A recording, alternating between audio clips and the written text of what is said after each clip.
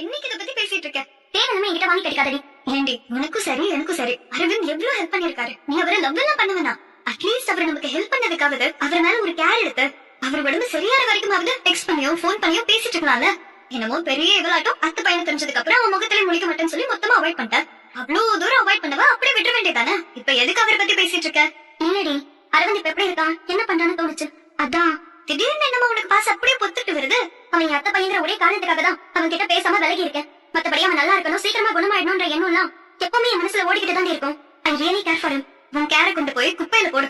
என்ன ஸ்வேதா இங்க பாரு, எனக்கு தெரிஞ்சு உங்க அத்தை வேணா தப்பா இருக்கலாம், ஆனா அரவிந்த் அப்படி கிடையாது. அவர் உன் மேல ட்ரூ லவோட இருக்கிற மாதிரி தான் எனக்கு தோணுது. நீ தயவு செஞ்சு இத பத்தி பேசு. அரவிந்த் பிஸியா இருக்கீங்களா ஸ்வேதா?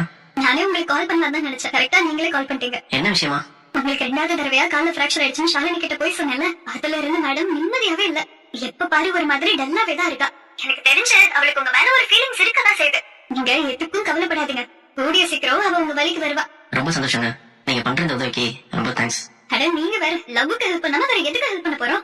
ஆனா பே பண்ணிட்டேன். Okay thank you. ஸ்வேதா வா. அதோ வரேன். ஷாலினி கூப்பிடுறேன், அப்புறம் பேசுறேன். சரிங்க. இந்திரி என்ன பண்ணிட்டு இருக்க? ஸ்கூல் விட்டு வந்தோடனே நான் உன்னை என்ன பண்ண சொல்லிருக்கேன்? சாரி தானம்மா, ஷூஸ் கரெக்ட்டா எடுத்து வச்சிட்டு சாக்ஸ் கழட்டி அழுக்கு பக்கெட்குள்ள போட்டுட்டு ஹேண்ட் வாஷ் ஃபேஸ் வாஷ்லாம் பண்ணிட்டு Dress சேஞ்ச் பண்ணிட்டு ஏதாவது ஸ்நாக்ஸ் சாப்பிட்டு ஹோம்வொர்க் பண்ணனும்னு சொல்லிருக்கீங்க. ஆனா நான் சொன்ன மாதிரியே நீ இப்ப பண்ணிருக்க. சாரி தானம்மா, நான் எல்லாம் இப்ப எடுத்து வச்சிடுறேன். தானம்மா நான் வச்சிட்டேன். சரி நான் போய் ஃபேஸ் வாஷ் பண்ணிட்டு வரேன். தானம்மா நான் ஃபேஸ் வாஷ் பண்ணிட்டேன். சரி சரி நான் போய் யூனிஃபார்ம் மாட்டிட்டு வரேன். நீலா Dress மாத்திட்டியா?